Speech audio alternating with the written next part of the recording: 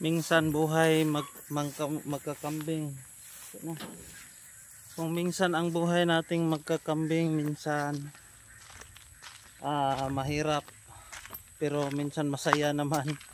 Lalong-lalo na yung makikita mo yung alaga na malulusog at matatakaw kumain. Kaya sa akin, parang libangan ko na lang itong pag-alaga ng kambing kasi matagal. Sa tagal na paghihintay natin, higit 1 taon pa tayo makakita ng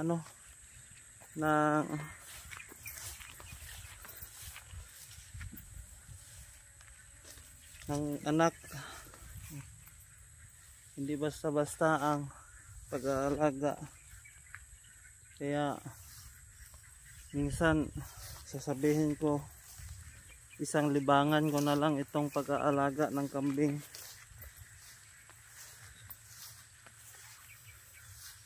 Di kayo, sumunod kayo sa akin.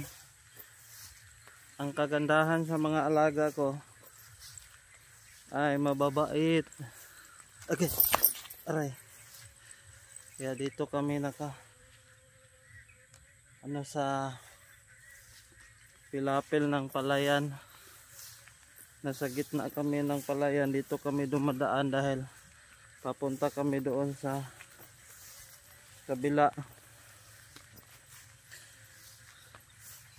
Yung toro ko tinatalian ko kasi sila, kung saan ang toro, doon sila susunod.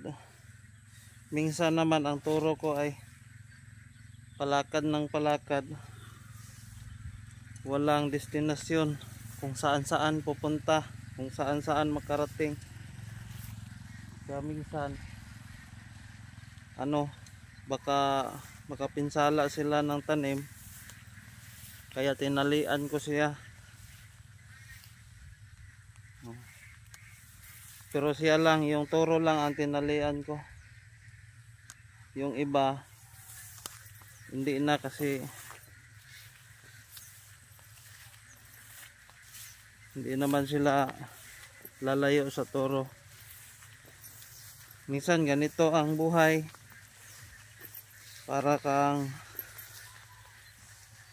naghihintay sa wala, pero mayroon naman.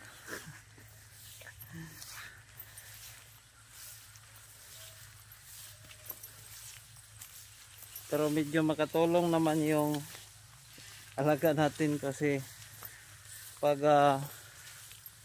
marami ng damo kakainin nila, makokontrol ang damo.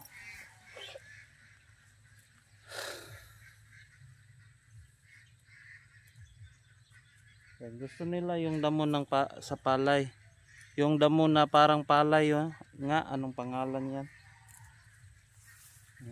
Yan ang gusto nila. Gusto nilang kainin yung damo na parang palay.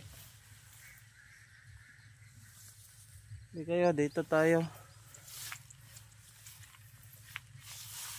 Malayo pa ang lalakbayan natin. Dito sa pilapil nila, ayan, maraming damo. Ayan. Masarap din nilang kainin. Kaya kung papunta ako doon sa kabila, matatagalan ako, kasi dito pa lang kakain na sila ng kakain. Pero hindi naman pwede dito lang sila nawala ako, kasi yung palay sigurado kakainin nila.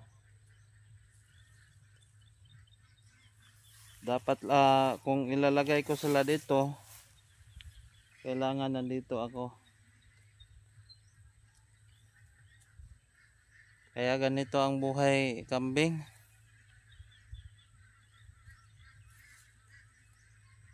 Pwede naman ko itong hindi ipapastol, pero kumpayan ko. Minsan nangungumpay ako sa umaga, kinumpayan ko sila sa umaga. Ngayon tanghali na, kasi ngayon mag alas 11 na ng umaga. Pero kaninang mga alas 6 or 6 PM 6 AM pala. 6 AM kinumpayan ko. Pero hindi naman masyadong marami. Ngayong tanghali ipapastol ko sila.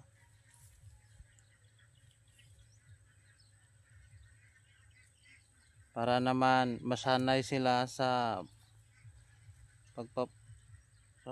pamamastol.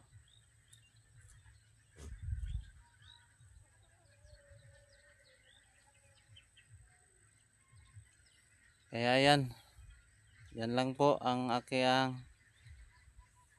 maibibigay sa bidyong ito. Salamat po sa inyong panonood. Sana na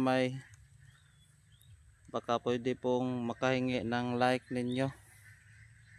Ganito ang buhay ko sa aking pagkakambing. Maraming salamat. God bless you po sa inyo. Bye bye.